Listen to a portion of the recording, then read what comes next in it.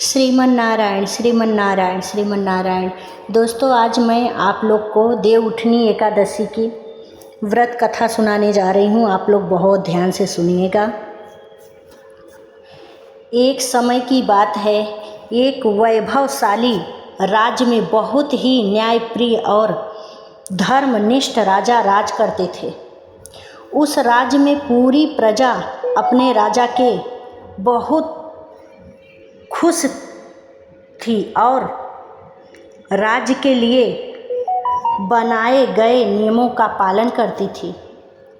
चूँकि राजा बहुत धार्मिक थे और भगवान विष्णु के परम भक्त भी थे, इसीलिए वहाँ का एक विशेष नियम यह था कि पूरे वर्ष में आने वाली हर एकादशी के दिन उस राज्य का हर व्यक्ति व्रत का पालन करता था और इस दिन अन्न तथा किसी भी तरह के तामसिक भोजन का सेवन वहाँ वर्जित था।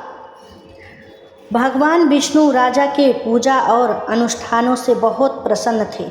फिर भी उन्होंने एक बार राजा की परीक्षा लेने का मन बनाया। एक दिन राजा अपने रथ में बैठकर नगर भ्रमण के लिए निकले। तब उन्हें रास्ते में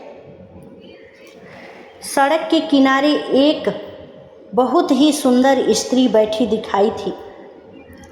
वह स्त्री और कोई नहीं बल्कि भगवान विष्णु थे, जो राजा की परीक्षा लेने के लिए वहाँ स्त्री रूप में बैठे थे। राजा ने अपने रथ को रुकवाया और उस स्त्री के पास गए। इतनी सुंदर स्त्री को देखकर राजा उस पर मोहित हो गए और उनसे अपने महल के एक रानी के रूप में चलने का निवेदन किया। स्त्री ने कहा कि मैं आपके साथ महल में आपकी रानी बनकर चलने के लिए तैयार हूँ, लेकिन आपको मेरी हर बात का पालन करना होगा, साथ ही मेरे द्वारा बनाए गए भोजन का सेवन करना होगा। राजा उनकी बात पर सहमत हो गए और नई रानी को महल ले आए। अगले दिन देवउठनी एकादशी की तिथि थी। समस्त प्रजा के साथ राजा ने भी इस विशेष दिन पर व्रत किया था। वही नई रानी के रूप में भगवान विष्णु ने राजा के लिए भोजन में मांसाहार पकाया और मध्याह्न समय में उनसे भोजन करने का आग्रह करने लगी। राजा ने उस मांसाहारी भोजन को ग्रहण करने से मना कर दिया। यह सुनकर रानी को बहुत क्रोध आया और क्रोध में उन्होंने राजा से कहा कि आपने मुझे वचन दिया था कि आप मेरी हर बात का पालन करेंगे। अगर आपने मेरे द्वारा पकाए गए भोजन का सेवन नहीं किया तो इसी क्षण इस राज्य के युवराज की मृत्यु हो जाएगी। यह सुनकर राजा बहुत दुविधा में पड़ गए और अपनी बड़ी रानी के पास जाकर उन्हें सारी व्यथा सुनाई। बड़ी रानी ने राजा से कहा कि राजन, आप अपने धर्म का पालन करें। एक पुत्र के जाने पर दूसरा पुत्र आ सकता है, लेकिन धर्म एक बार जाने के बाद दोबारा मनुष्य के पास लौट कर नहीं आता।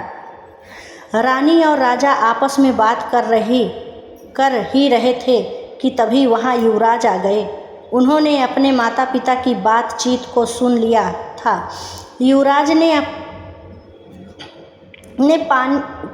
पिता से कहा कि पिताजी, मैं प्राण त्यागने के लिए तैयार हूँ, आप कृपया अपना धर्म न छोड़ें। इतना सुनकर राजा और रानी दोनों ही भावुक हो गए। युवराज प्राण त्यागने ही वाले थे कि रानी के रूप में भगवान विष्णु वहाँ प्रकट हुए और अपने असली रूप में उन तीनों को दर्शन दिए। भगवान विष्णु ने कहा कि हे राजन, मैं तुम्हारी धर्म परायणता से बहुत प्रसन्न हूँ। इस विशेष तिथि पर किए गए व्रत के प्रभाव से मैं तुम्हें मुक्ति और परम लोक के निवास करने का वरदान प्रदान करता हूँ।